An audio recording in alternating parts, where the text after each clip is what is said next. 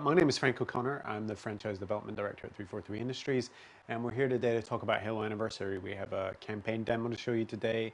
We're going to show off some of the new features in Halo Anniversary and talk about some of the philosophy that got us to this stage. So my beautiful assistant, Chad Armstrong, who's one of the designers on Halo Anniversary, is going to start the demo.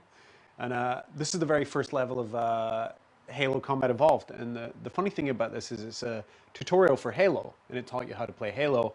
But it's also, for a lot of people, their first tutorial for playing FPS games on a console, period. For a lot of people, this was the first time they ever picked up a controller with 2 analog sticks and had to learn or relearn the kind of look strafe techniques that they were used to with a mouse and keyboard. And so it's a very simple level, but in some ways it was one of the most challenging FPS levels that people ever played. We have, of course, the classic and anniversary mode, and in real time, at the press of a button at any time, Chad can press the back button and go back into Halo's classic graphics mode. So we have 2 engines running simultaneously. One is the original Halo physics, AI, gameplay, and animation engine, and we also have this other next-gen 360 graphics layer running on the top, and both engines run simultaneously. That does a couple of things. It lets us do the very cool, very fun anniversary mode, and the sort of nostalgic switch back to classic mode. But also, because of the way that it renders 2 graphics engines simultaneously, we're able to do a pretty compelling 3D effect. The 3D in Halo Anniversary will support both types of technology, both passive and active. Here we're using an LG passive TV, which is great for demos like this because you don't need, 4 or 5 pairs of $150 graphics. And actually has a really wide viewing angle, which is great for me doing demos. But Chad can switch to 3D at any time. Goes to the video menu, selects 3D mode. The TV will detect 3D mode over HDMI. And I just say yes. It will tell us about the warnings. And when we go back to the game, it will be in 3D. You can switch in and out of it at any time.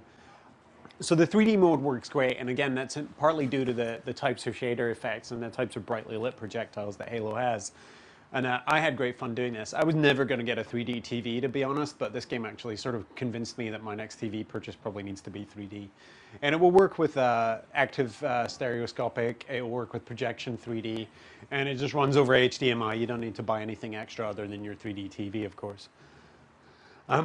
So as Chad makes his way over to the Pillar of Autumn's bridge, we can talk through some of the... Obviously, we have this new graphics layer on top, but we re-recorded all of the audio. We re-recorded the entire soundtrack with the Skywalker Orchestra. We remixed all of the sound effects and rebuilt some of the sound effects from scratch. So we have a much richer, more dynamic 5.1 mix, which is great for sort of nostalgia, but also great for people who've really seriously upgraded their audio since the original Xbox came out. Now, there's one other thing that we were able to add to this. We knew that we wanted an experience that respected the original Halo game, but we knew we wanted to add something for people who already had it. So we've added some story, and if Chad looks around on the bridge here, you're going to notice something. If he switches back to classic mode, all of these human computer terminals look perfectly normal, but when he goes into Anniversary, there's something wrong with one of them, and it's this one over here. So we've hidden terminals throughout the game, and this is the first one that you ever encounter in the game. And we like showing this on the Pillar of Autumn because it shows you the context in which you find it, and that adds something to the story, and that's going to be true on every level where you find a terminal. So if Chad goes and activates this one,